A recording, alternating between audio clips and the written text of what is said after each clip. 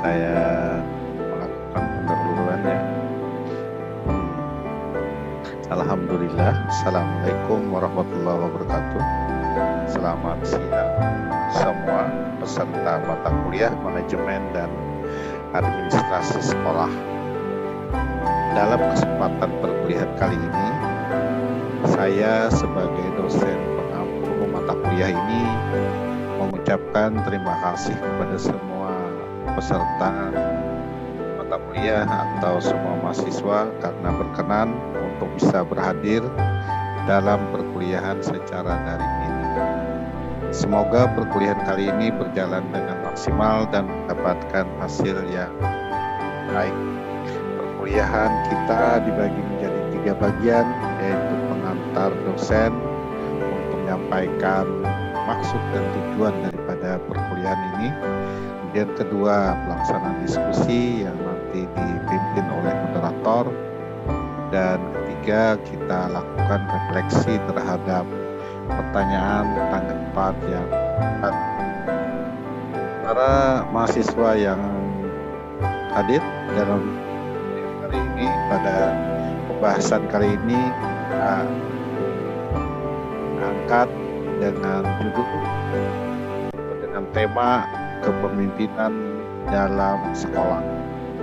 Supaya perkuliahan ini berjalan dengan baik, berkah, dan mendapat hasil yang memuaskan, tentu saja dulu kita berdoa menurut keyakinan kita masing-masing.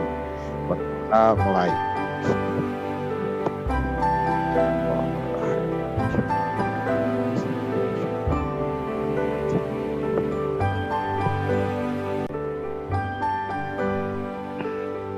Tujuan perkuliahan hari ini adalah mahasiswa dapat mengkaji kepemimpinan dalam sekolah. Kemudian 1, mengidentifikasi konsep kepemimpinan sekolah, dan 2, mengidentifikasi tujuan pokok, tugas pokok serta fungsi seorang pemimpin sekolah. Agar menghemat waktu, saya persilahkan saja kepada moderator diskusi pada hari ini. Kepada yang bertugas saya persilahkan. Baik, terima kasih Bapak. Izin ambil alih. Bismillahirrahmanirrahim. Assalamualaikum warahmatullahi wabarakatuh. Yang terhormat Bapak Suhaimi selaku dosen pengampu mata kuliah manajemen dan administrasi sekolah, dan seluruh teman-teman yang berbahagia. Hari ini kita akan melaksanakan presentasi yang berjudul Kepemimpinan dalam Pendidikan yang akan disampaikan oleh Saudari Mita Lestari. Sebelum memulai presentasi, alangkah lebih baiknya kita buka dengan membaca basmalah secara bersama-sama. Memasuki acara yang kedua, yaitu penyampaian materi dari Saudari Mita Lestari. Waktu dan tempat kami persilahkan. Baik, terima kasih Bapak, terima kasih kepada saudara moderator dan teman-teman sekalian. Mohon maaf atas kendala yang terjadi tadi. Baik, langsung saja. Di sini saya akan menyampaikan materi tentang kepemimpinan dalam pendidikan. Untuk operator, mungkin saya bisa tertolong langsung dilanjutkan ke poin yang pertama tentang konsep kepemimpinan. Nah, seperti yang ditampilkan di dalam layar, disebutkan bahwa kepemimpinan atau leadership berbeda dengan pemimpin atau leader. Nah, kepemimpinan adalah kemampuan untuk mempengaruhi tingkah laku orang atau kelompok dengan maksud untuk mencapai tujuan yang diinginkan bersama. Sedangkan pemimpin atau leader di sini adalah seseorang atau kelompok seseorang yang memiliki kemampuan memimpin seperti kepala, komandan, ketua, dan sebagainya. Nah, kepemimpinan terkadang dipahami sebagai kekuatan untuk menggerakkan dan mempengaruhi orang. Kepemimpinan sebagai sebuah alat, sarana, atau proses untuk membujuk orang agar bersedia melakukan sesuatu secara sukarela.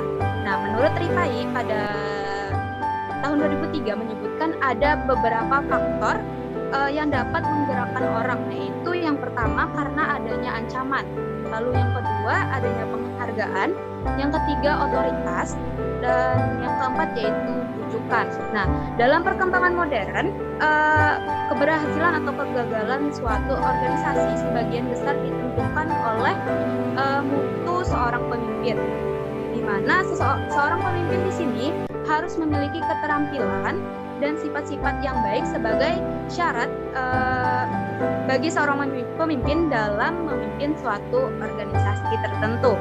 Nah, berdasarkan yang saya sampaikan tadi, dapat kita simpulkan bahwa kepemimpinan merupakan suatu kemampuan di mana dapat mempengaruhi dan mengendalikan individu atau kelompok lain. Sedangkan pemimpin di sini adalah orang atau kelompok yang mampu melakukan hal tersebut. Baik, bisa kita lanjut ke poin selanjutnya, yaitu unsur-unsur kepemimpinan. Unsur-unsur yang harus dipenuhi dalam kepemimpinan pendidikan yaitu ada pengikut, yang kedua ada tujuan, yang ketiga kegiatan mempengaruhi menurut Tikno pada tahun 2009. Nah, dalam pemahaman kita jelas tergambar bahwa istilah kepemimpinan itu sendiri mengandung unsur-unsur tertentu. Seperti yang saya sebutkan tadi, yaitu ada pengikut, tujuan, dan kegiatan mempengaruhi.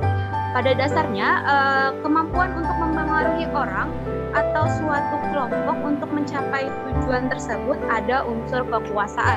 Nah, unsur kekuasaan di sini tak lain adalah kemampuan untuk mempengaruhi orang lain untuk melakukan apa yang diinginkan oleh pihak lainnya.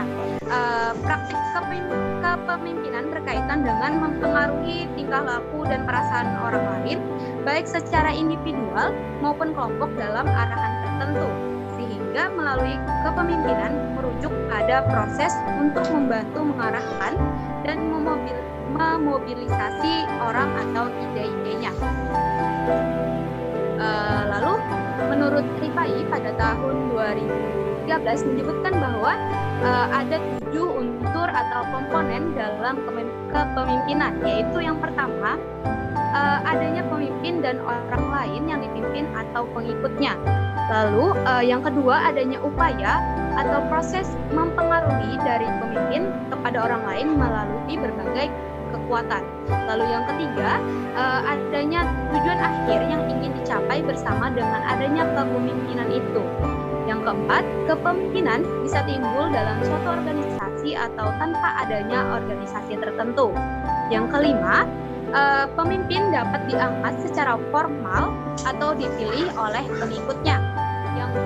Yang keenam, pemimpin berada dalam situasi tertentu, baik situasi pengikut maupun lingkungan eksternal. Lalu yang terakhir atau yang ketujuh, disebutkan bahwa kepemimpinan merupakan kegiatan menuntun, membimbing, memandu, dan menunjukkan ke jalan yang benar. Lalu kita lanjut kepada poin yang ketiga, adanya fungsi dan peranan kepemimpinan. Fungsi dan peran pengendalian kepemimpinan dapat diwujudkan melalui kegiatan bimbingan, pengarahan, koordinasi, dan pengawasan. Nah, disebutkan bahwa fungsi pengendalian berarti bahwa kepemimpinan yang sukses atau efektif mampu mengatur aktivitas anggotanya secara terarah dalam koordinasi yang efektif sehingga memungkinkan tercapainya tujuan bersama secara maksimal. Seluruh fungsi kepemimpinan tersebut diselenggarakan dalam aktivitas kepemimpinan secara integral. Pelaksanaannya berlangsung yaitu sebagai berikut. Yang pertama, pemimpin berkewajiban menjabarkan program kerja. Lalu yang kedua, pemimpin harus mampu memberikan petunjuk yang jelas. Yang ketiga, pemimpin harus berusaha mengembangkan kebebasan berpikir dan mengeluarkan pendapat. Yang keempat, pemimpin harus mampu mengembangkan kerjasama yang harmonis. Yang kelima, pemimpin harus mampu memecahkan masalah dan mengambil keputusan sesuai batas tanggung jawabnya. Dan yang terakhir yaitu yang keenam, pemimpin harus mendayagunakan pengawasan sebagai alat pengendali. Nah, lalu peran kepemimpinan dapat kita sebut sebagai seperangkat perilaku yang diharapkan oleh seseorang sesuai dengan kedudukannya sebagai pemimpin. Peran kepemimpinan dapat dibagi menjadi 3, yaitu yang pertama, pemimpin masa depan harus fleksibel dan mempunyai pengalaman yang luas. Lalu yang kedua, menganggap tanggung jawab seremonial atau spiritual sebagai kepala organisasi menjadi suatu fungsi yang diperlukan, bukan suatu hal yang remeh yang harus dialami dan delegasikan kepada orang lain. Dan yang terakhir yaitu pembuatan tidak lagi dibuat secara efektif terpusat di puncak organisasi. Lalu kita lanjut kepada poin yang keempat, yaitu kepemimpinan pendidikan di sekolah. Nah, kepemimpinan pendidikan merupakan kemampuan untuk menggerakkan pelaksanaan pendidikan sehingga tujuan pendidikan yang ditetapkan tetap dapat dicapai secara efektif dan efisien menurut Makau Bimbang pada tahun 2012. Nah, kepemimpinan pendidikan adalah kemampuan untuk mempengaruhi, mengkoordinir, dan menggerakkan orang-orang lain yang ada hubungannya dengan pelaksanaan dan pengembangan pendidikan agar dapat dicapai tujuan pendidikan atau sekolah secara efektif dan efisien.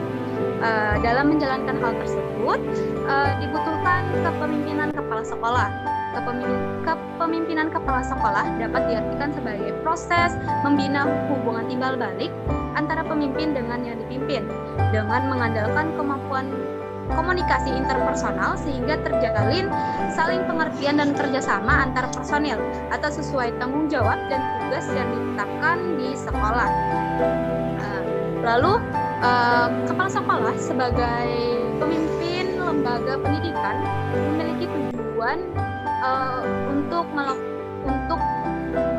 menyusun, memelihara disiplin dan mengevaluasi pembelajaran yang dicapai. Pada saat ini, kepala sekolah didorong untuk menjadi pemimpin yang memudahkan personil sekolah dengan membangun kerjasama, menciptakan jaringan kerja, dan mengatur semua komponen sekolah dengan komunikasi yang baik. Nah, sebagai pemimpin, kepala sekolah harus memiliki ciri-ciri yang pertama yaitu memiliki kepribadian yang jujur, percaya diri, bertanggung jawab, berani mengambil resiko, dan berjiwa besar. Lalu yang kedua, mampu memahami kondisi anak buah yang baik, yaitu kondisi guru, kondisi karyawan, dan kondisi siswa. Lalu yang ketiga, memiliki visi dan misi sekolah yang dipimpinnya. Dan yang keempat, mampu mengambil keputusan untuk urusan internal dan eksternal sekolah, dan mampu berkomunikasi secara lisan dan tulisan dengan baik.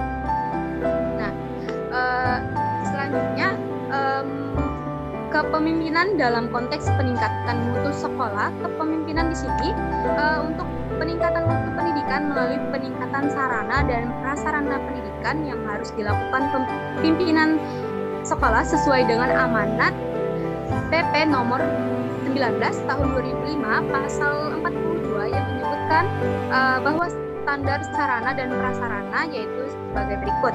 Yang pertama, setiap satuan pendidikan wajib memiliki sarana yang meliputi perabotan, peralatan pendidikan, media pendidikan, buku, dan peralatan yang menunjang proses belajar yang teratur dan berkelanjutan.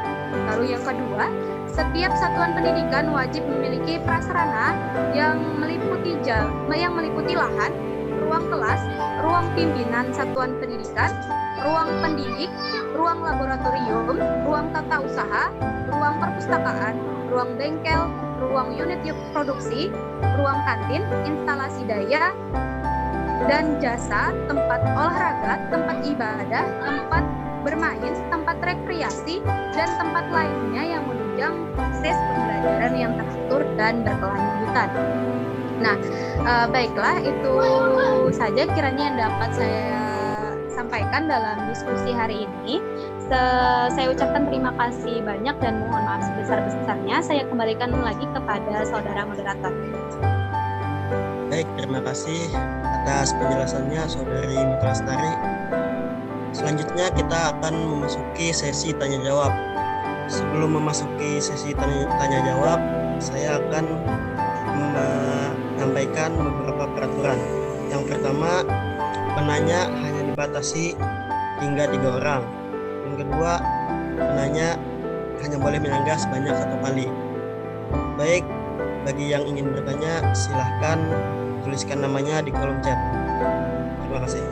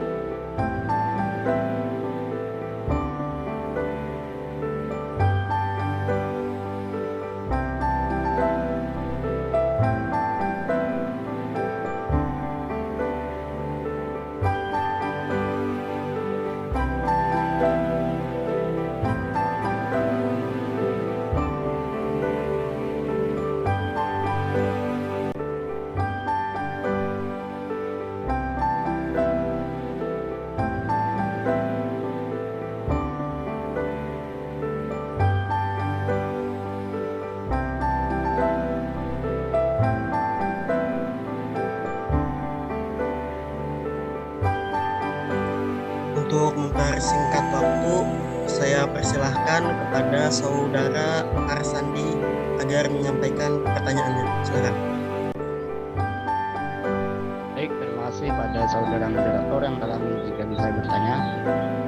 Izin bertanya pada pemateri, tadi kan sudah dijelaskan kepemimpinan yang ada di dalam pendidikan. Nah, yang saya tanyakan, kepemimpinan seperti apa sih yang cocok untuk diterapkan di dalam pendidikan? Terima kasih.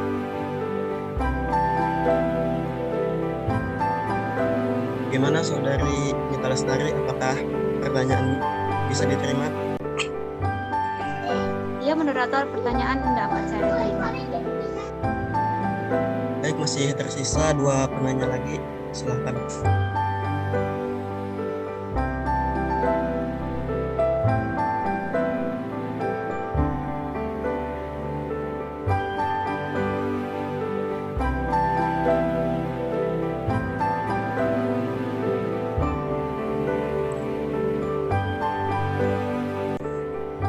Untuk penanya selanjutnya, Saudari Farah Mutia, dipersilakan untuk menyampaikan pertanyaannya.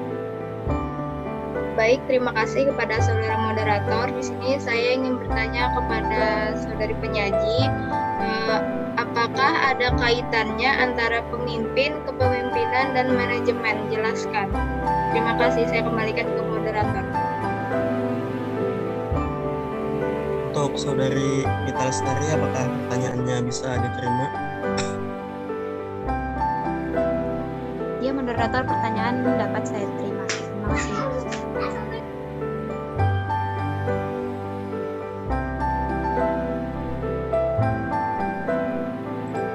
Masih tersisa 1 penanya lagi, dan bagi yang sudah mengajukan pertanyaannya, harap ditulis kembali di kolom chat.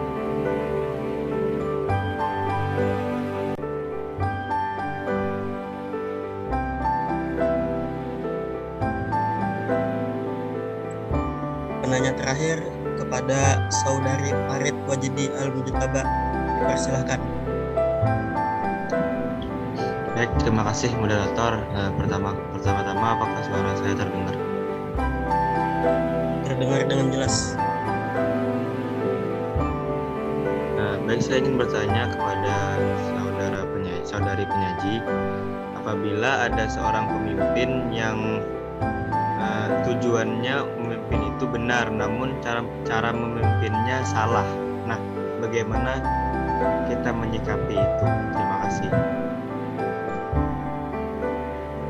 Baik, kepada Saudari Nita Lestari, apakah pertanyaannya bisa diterima? Mohon maaf, moderator, bolehkah saya meminta untuk dibacakan kembali pertanyaan yang tadi? Terima kasih.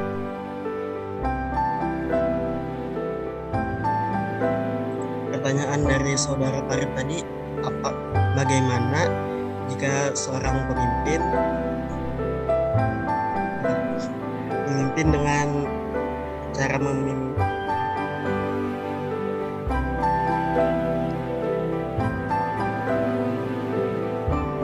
pada Saudara Farid, harap dituliskan kembali pertanyaannya di kolom chat.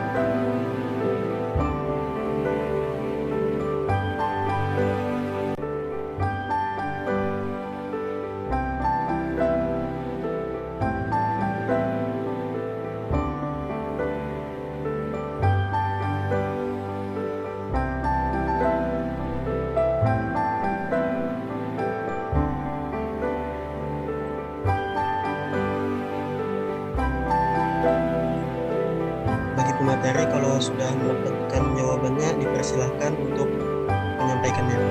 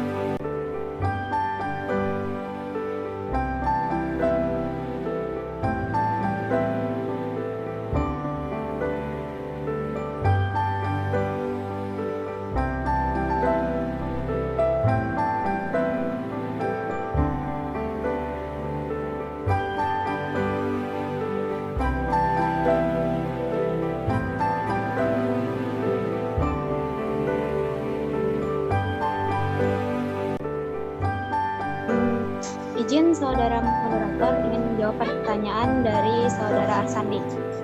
Dipersilakan.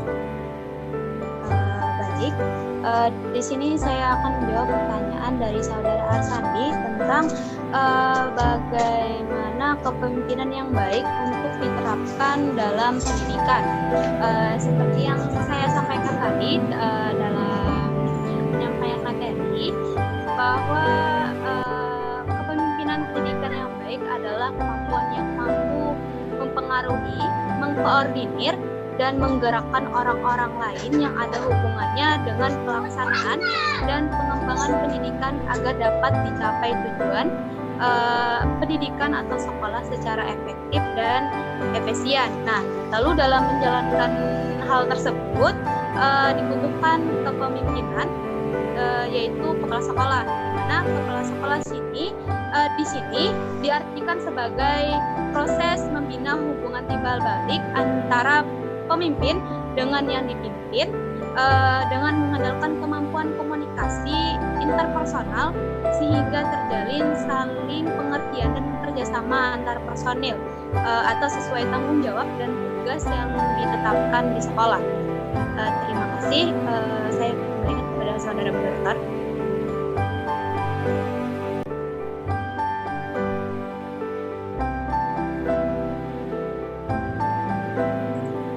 Pada saudara Arsandi, apakah bisa menerima jawabannya? Baik, terima kasih pada saudara moderator dan saudari penyaji. Jawaban bisa saya terima. Terima kasih. Baik, masih tersisa 2 pertanyaan lagi yang belum terjawab.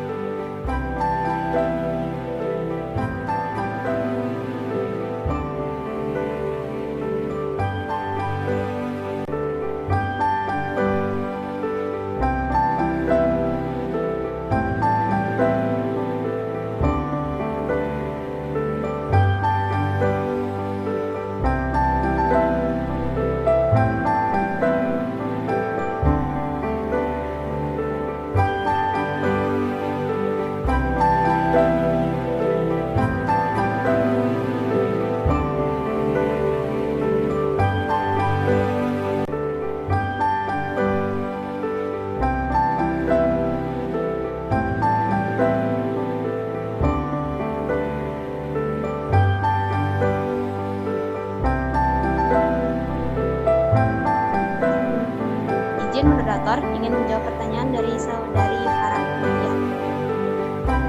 Dipersilakan. Baik, terima kasih. Di sini saya ingin menjawab pertanyaan dari saudari Farah Mutia mengenai apa kaitan pemimpin, kepemimpinan dan manajemen. Untuk tiga hal tersebut tentu berkaitan karena kepemimpinan, pemimpin dan manajemen adalah istilah yang sering dianggap sebagai sinonim, karena kepemimpinan adalah bagian yang penting dari manajemen yang efektif. Lalu perilaku pemimpin yang dapat melaksanakan kepemimpinan yang dengan baik dan luar biasa dapat menekankan pada lingkungan di mana orang-orang dapat berkembang dengan unggul, di mana orang-orang tersebut dapat memanajemen sesuatu dengan baik. Sekiranya itu saja yang bisa saya jawab. Saya kembalikan kepada saudara moderator. Baik, kepada saudari Farah Mutia, apakah jawabannya bisa diterima? Ya, terima kasih kepada saudari penyaji, jawabannya dapat diterima.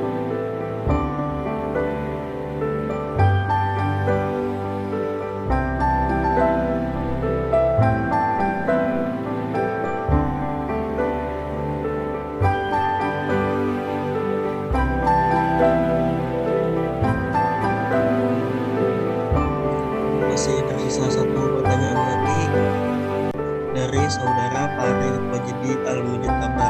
Pertanyaannya, apabila ada seorang pemimpin yang tujuan kepemimpinannya sudah sangat bagus dan benar, namun cara memimpinnya untuk ketujuan tersebut menurut kita apa yang salah?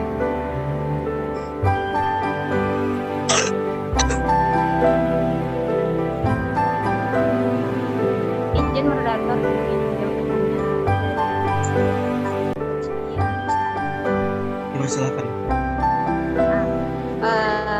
seperti dikatakan, bagaimana jika adanya seorang pemimpin yang memiliki tujuan sangat bagus, namun cara memimpinnya tersebut menurut kita itu salah. Lalu bagaimana cara kita menyikapinya? Menurut saya, untuk hal tersebut sebaiknya kita sebagai anggota dari seorang pemimpin tersebut hendaknya saling merembukan di mana hal yang salah, di mana hal yang kurang berkenan dalam menjalankan suatu hal tersebut untuk mencapai tujuan. Kita bicarakan bersama-sama sampai kita mencapai titik temu dan sepakat agar tidak adanya kesalahpahaman antara pemimpin dan anggota yang apabila hal tersebut terjadi ya pastinya terjadinya perselisihan antara pemimpin dan anggota, sehingga tujuan yang awalnya tadi sangat bagus tersebut, sangat baik tersebut tidak tercapai karena tidak adanya kesepakatan yang baik antara pemimpin dan anggota. Jadi kesimpulan dari jawaban saya adalah kita sebagai seluruh anggota dari suatu organisasi misalnya, kita harus membicarakan hal tersebut dengan pemimpin kita agar tidak adanya terjadi kesalahpahaman dan perselisihan. Terima kasih. Saya kembalikan kepada saudara moderator. Terima kasih atas jawabannya Saudara Yudha Lestari. Kepada Saudara Farid, apakah jawabannya bisa diterima? Terima kasih. Baik, karena 3 pertanyaan sudah terjawab, maka kita akan memasuki sesi yang terakhir, yakni penutup. Untuk menutup presentasi kita pada hari ini, alangkah baiknya kita menutupkan hamdalah. Saya selaku moderator meminta maaf sebesar-besarnya jika terdapat kesalahan dalam menutur kata. Selanjutnya saya kembalikan kepada Pak Suhaimi selaku dosen pengampu mata kuliah. Terima kasih.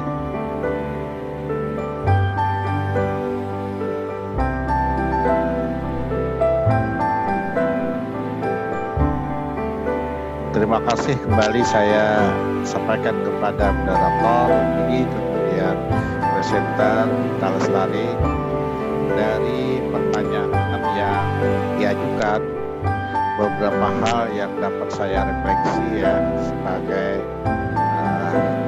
tambahan daripada yang disampaikan kita, ataupun bisa juga boleh dikatakan sebagai pelengkap atau apa sajalah yang berhubungan dengan pertanyaan dari para peserta.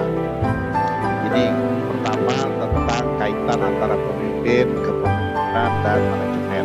Ya, kita tahu bahwa ada yang disebut itu ada perbedaan kata ya. Ada pemimpin, ada kepemimpinan, ada manajemen. Di situ kalau kita mau perhatikan, kata itu memang memiliki arti dan titik tekan yang berbeda. Kata kuncinya memang berbeda. Pertama, seorang pemimpin itu adalah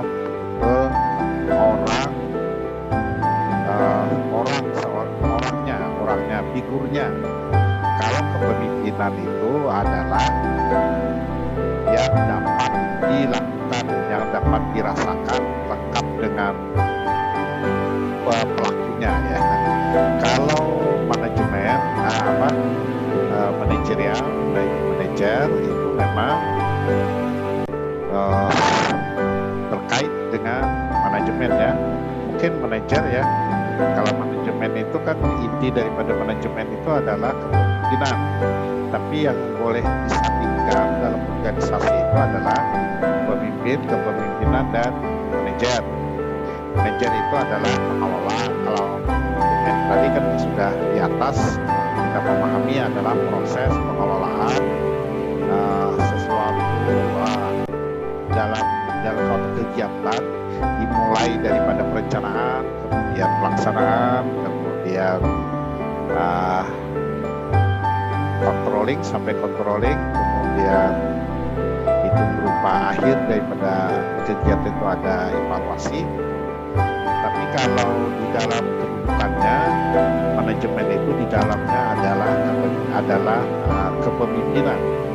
Kepemimpinan itu lengkap mulai daripada si sang pemimpin dengan perilaku atau katakan saja ilmu yang mempelajari tentang proses menggerakkan orang lain agar untuk mencapai atau melakukan suatu tindakan atau melakukan kegiatan agar mencapai tujuan yang telah ditetapkan. Seperti itu pengertian daripada kepemimpinan. Tapi kalau pemimpin itu adalah figur daripada seorang pemimpin tadi atau pemimpinnya ya. Kalau manajer lain lagi, itu manajer itu dia bukan untuk mempengaruhi, tapi dia melaksanakan tugas. Dia cuma kita boleh sebagai pemimpin dan sebagainya di lingkup tanggung jawabnya ya. Kalau pemimpin itu luas dan di atas daripada manajer. Kalau bahasa sederhananya yang seperti itu ya. Kemudian lebih jauh ya tentang pemimpin yang cocok diterapkan di sebuah sekolah ya. Ini sangat kondisional, sangat situasional. Jadi pemimpin itu boleh dikatakan ada orang menyebut pemimpin yang dengan gaya directing atau otoriter ya, selalu saja memerintah dan perintahnya berupa disiplin yang keras. Kemudian di lain pihak ada yang demokratis.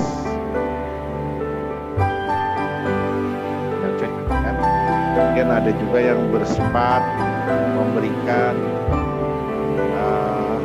delegasi atau laissez-faire ya, memberikan suatu tindakan, mempercayakan kepada bawahannya untuk melakukan kegiatan, tapi tetap dalam koridor dia selalu saja memonitor dan memberi masukan kalau daripada rel yang telah ditentukan. Jadi kegiatan itu memang diawali dari perencanaan, jadi tidak tentu saja perencanaan itu jadi panduan untuk melakukan suatu kegiatan dalam rangka mencapai tujuan sekolah. Sekarang kepemimpinan mana yang cocok, tentu saja saya sebutkan tadi adalah sangat situasional, dalam artian kalau memungkinkan situasinya aman-aman saja, dalam artian bawahan itu memiliki kemampuan dan memiliki komitmen atau kemauan yang kuat, artinya kemampuan daripada organisasi itu sumber dayanya yang baik dan memiliki komitmen atau kemauan yang baik juga, maka tentu saja boleh ditawarkan perilaku atau gaya kepemimpinan yang demokratis, karena semua itu memungkinkan untuk dilakukan. Dia dapat berjalan dengan baik kegiatan itu karena sudah memiliki kapasitas para pesertanya, para pekerjanya atau bawahnya memiliki kompetensi dan memiliki sikap yang baik terhadap pekerjaan itu. Nah, tapi kalau di lain pihak ada di mana bawahannya itu memiliki kemampuan yang baik, tapi memiliki komitmen yang lemah, kemauan yang rendah, sehingga dia cuma bisa bicara tapi sedikit, banyak bicara, sehingga bekerjanya pasti sedikit karena banyak diskusi saja, sehingga hasilnya tentu tidak optimal. Agar optimal dan dapat tidak jauh daripada perencanaan, maka seorang terus dia bertindak berdasarkan garisan yang telah dibuat dalam kesepakatan. Dia harus berprinsip dan dia tetap harus membina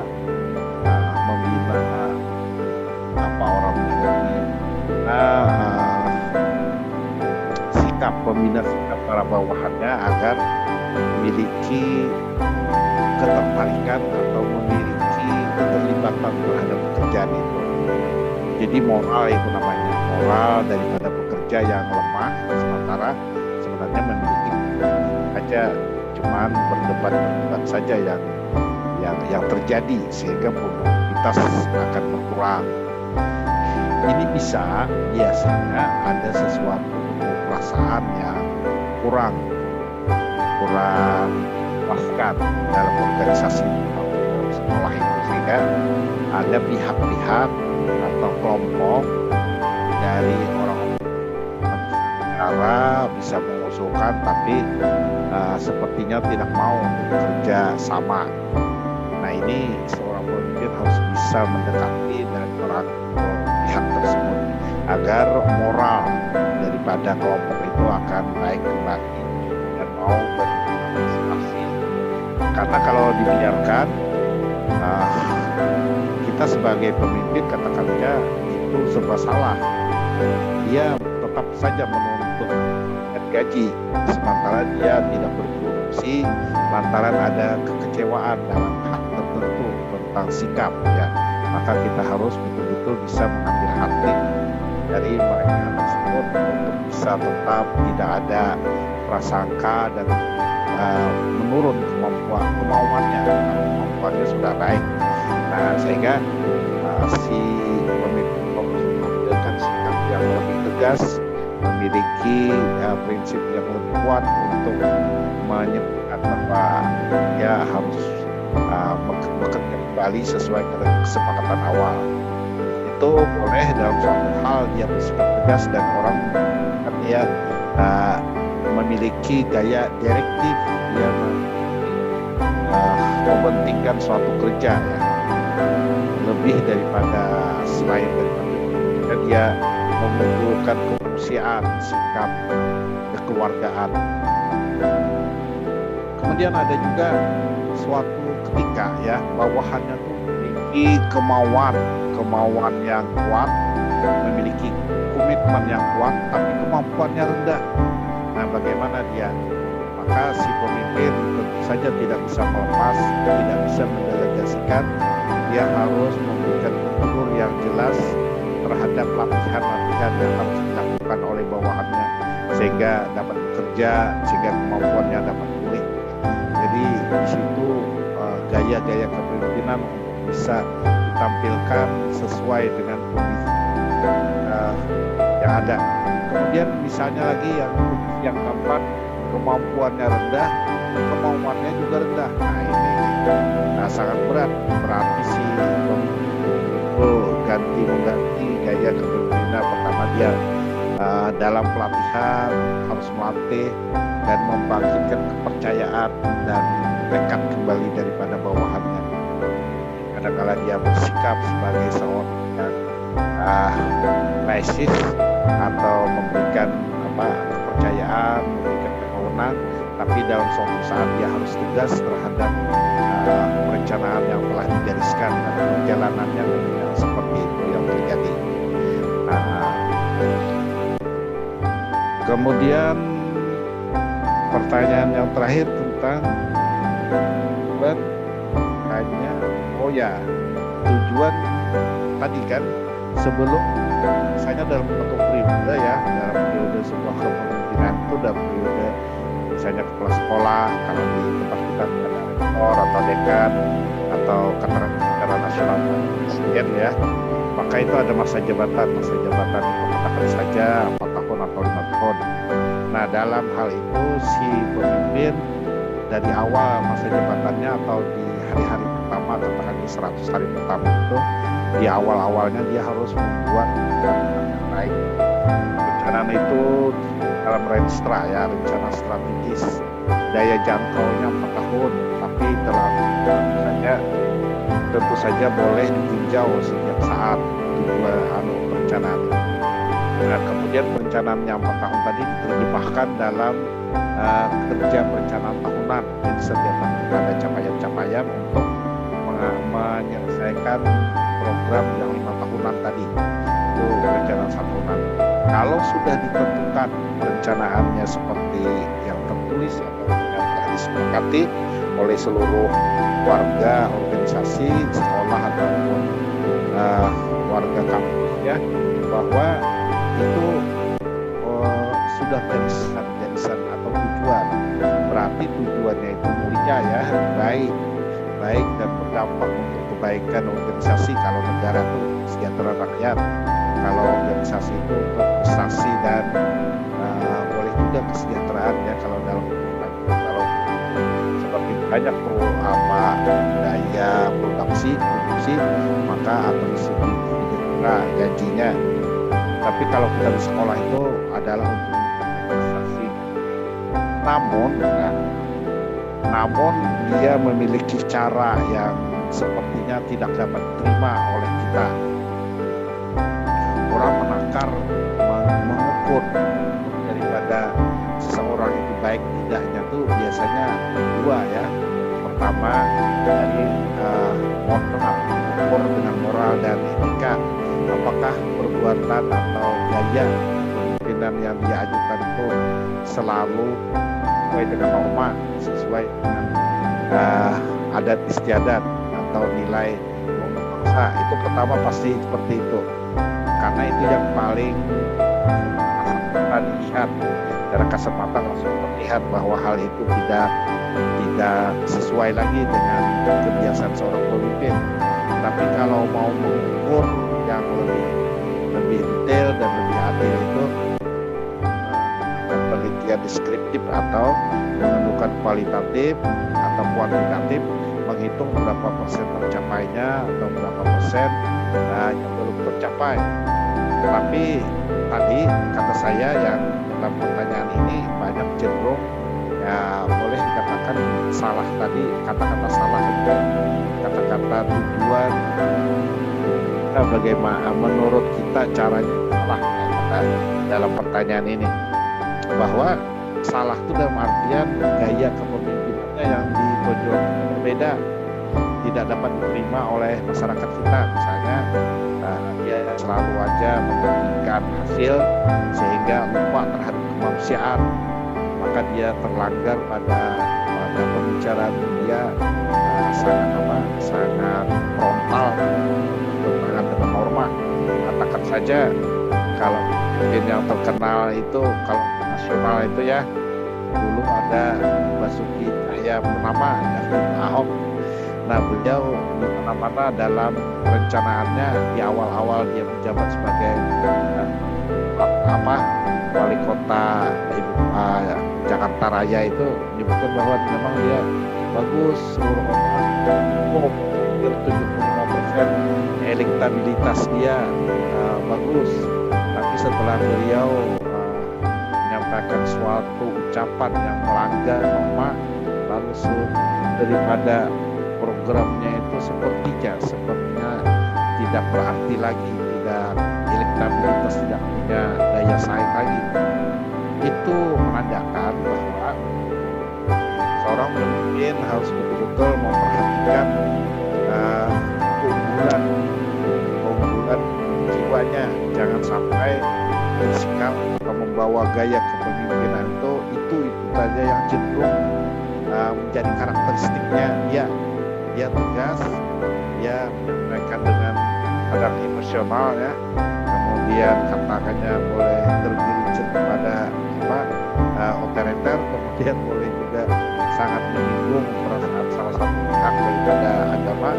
Maka niat yang baik tadi atau perencanaan yang baik tadi, perencanaan yang mulia tadi hampir-hampir sudah terlupakan oleh kita semua. Nah, itu contoh bahwa dalam pengelolaan apalagi di sekolah bisa terjadi yang seperti itu. Karakter yang bagus, yang ukuran kualitasnya itu dan kapasitasnya itu sangat diakui, tapi dalam caranya tadi, dalam mencapainya berbeda, menggunakan gaya kepemimpinan baik dalam berbuat atau kata-kata langgar daripada norma dan aturan-aturan, walaupun lain pihak capaian kuantitas, capaian kerjanya tuh 75% waktu itu katanya sampai, tapi yang turun-turun dan sampai tidak berarti sama sekali dukungan terhadap beliau jadi jauh di bawah, sehingga sampai beliau harus diganti langsung artian waktu itu ya langsung oleh DPR. Nah, itu menandakan contoh nyata kalau dia tidak memperhatikan unsur-unsur artian tidak mempengaruhi menurut pendapat beliau, tapi kenyataannya sangat mempengaruhi daripada kepemimpinan beliau tadi. Jadi intinya saya beri kesimpulan dari pembicaraan ini, terdapat berbagai macam tipe dan gaya dalam kepemimpinan. Setiap tipe dan gaya kepemimpinan menunjukkan ciri khas masing-masing, dan pelaksanaannya atau penggunaannya tipe dan gaya itu boleh tadi gaya tadi saya ulang, directing, supporting, coaching, delegasi. Mungkin di situ ada apa? Kalau tipenya ada moderator, ada demokratis, kemudian ada yang delegasi, memberikan karismatik sebagainya, bermacam-macam itu digunakan dalam kondisi yang situasional yang paling baik dan memungkinkan untuk kita melakukannya, karena keadaan itu memaksa kita dan istilahnya harus mengambil langkah seperti itu. Itu adalah ciri khas, walaupun ciri khas tapi itu sangat situasional, karena saya tadi seorang pemimpin hebat akan mampu berbagai gaya. Nah, kalimat ini seperti ini. Seorang pemimpin yang baik akan mampu menggunakan berbagai gaya dan tipe disesuaikan dengan situasi dan kepentingan dari organisasi, dari sekolah, kelompok yang dia pimpin secara umum. Jadi intinya seperti itu. Kita memang dalam kepemimpinan itu kita harus memahami ya, kita juga menghargai seorang yang baik itu bisa menjadi seorang yang baik dalam menjadi baik dalam kepemimpinan, memiliki pengalaman dan memiliki pengetahuan. Makanya pengalaman ada sifat-sifat pemimpin itu kan ada amanah, kemudian ada jujur, ada benar ya, jujur, cerdas dan jujur dari dalam diri ya. Jujur dan amanah dari dalam dorongan diri. Tapi kalau cerdas itu memang dapat dipelajari karena berdasarkan pengalaman. Kalau dia belum pengalaman, misalnya sekolah muda ya, baru menjabat, permasalahannya banyak, sekolahnya besar, tentu saja harus kerja keras agar bisa memiliki pengalaman. Bagaimana? Sebelum jadi sekolah harus melibatkan diri ya. Pertama, kalau ada kegiatan pelatihan kepemimpinan, harus ikut. Kalau dalam organisasi kita bisa bersosialisasi dan menghargai orang lain, harus ikut juga. Jadi pengalaman itu sekaligus ditambahkan dengan usaha kita membaca secara banyak ya, sekaligus kita menerapkan latihan yang telah kita dapatkan tentang kepemimpinan itu. Dan juga kita harus peka, jangan kita peduli para orang-orang manusia yang lainnya. Jadi bagi pemimpin muda memang tantangannya berat ya. Dia harus betul-betul pertama ikut memiliki pengetahuan dan menerapkan pengetahuan itu untuk karena kalau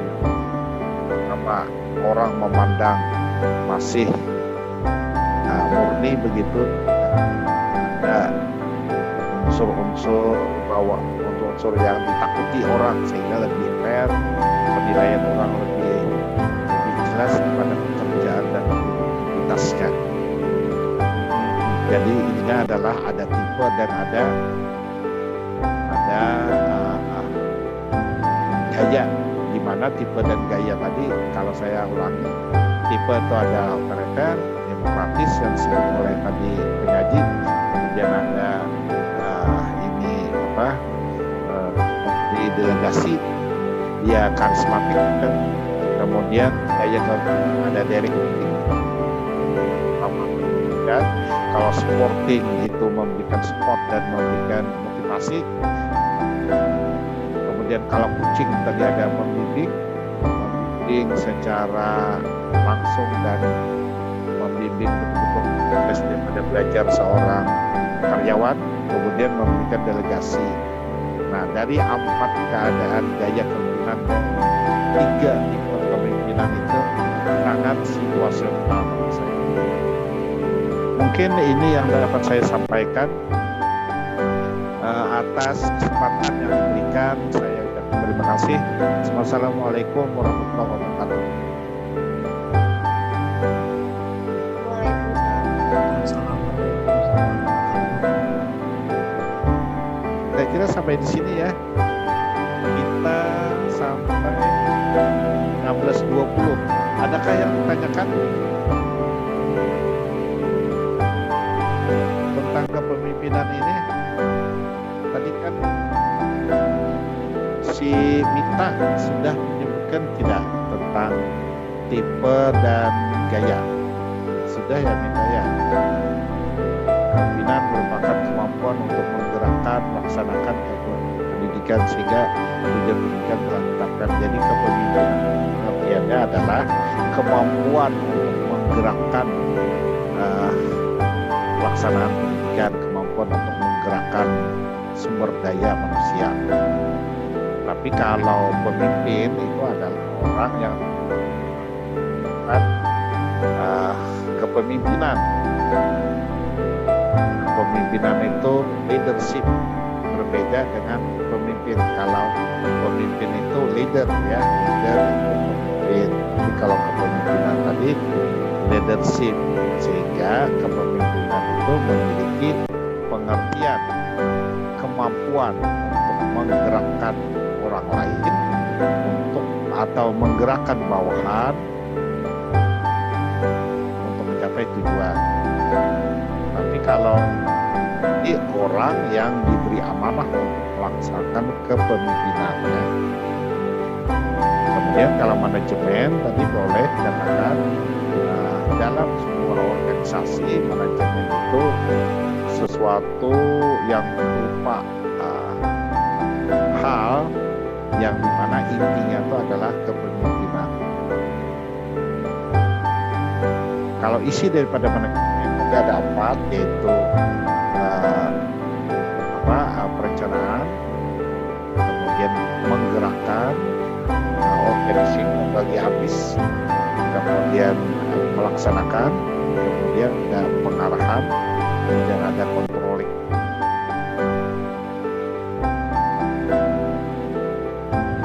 Kalau di dalam di dalam itu sudah disebutkan bahwa ada kedudukan antara manajemen dengan pemerintahan. Jadi ada titik beda dan titik tekannya yang beda. Kalau di sini disebutkan hubungan administrasi, hubungan manajemen dan pemimpinan itu adalah terkait dengan kedua-duanya, memang terkait dengan organisasi. Manajemen itu lebih luas daripada kepemimpinan.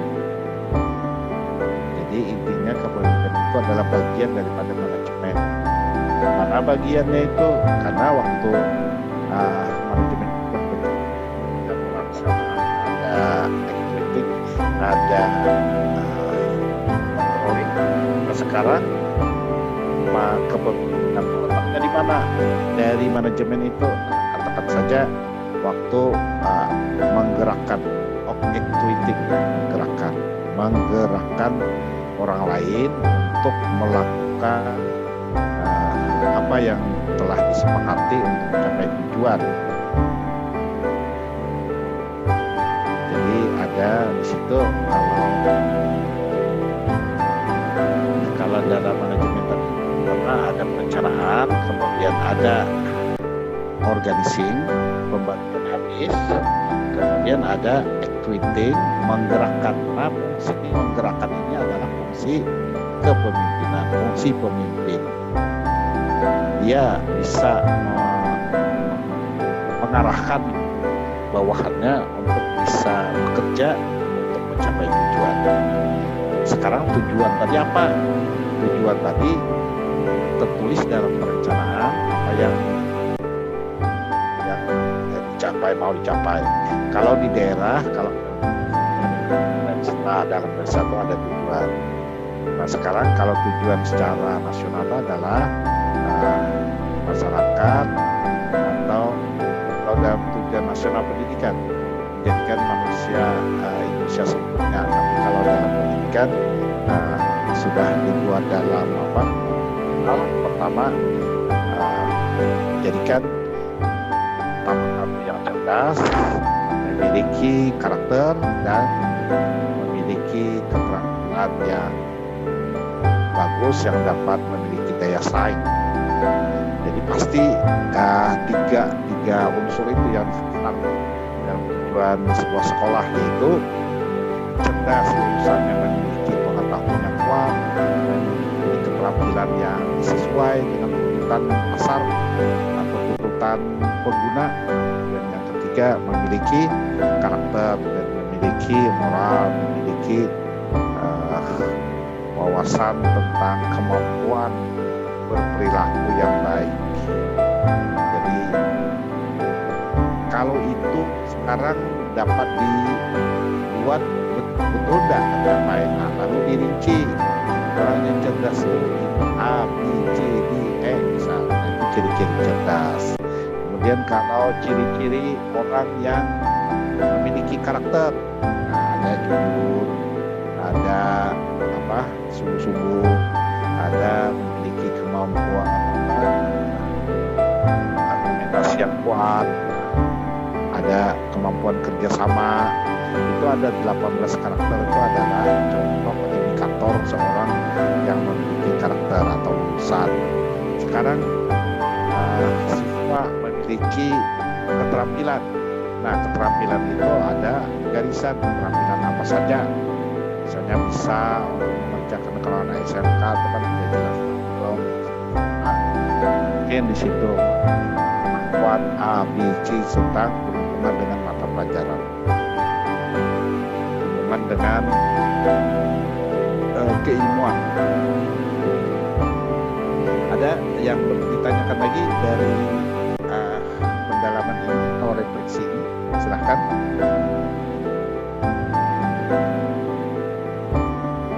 Kalau tidak ada, kita akhiri ya. Akhir kata saya nunggu saja. Kalau tidak ada, kita sambil jalan dan akhiri kegiatan ini atau perkuliahan ini dengan alhamdulillah. Lebihnya saya mohon maaf. Wassalamualaikum. Ya. Bisa di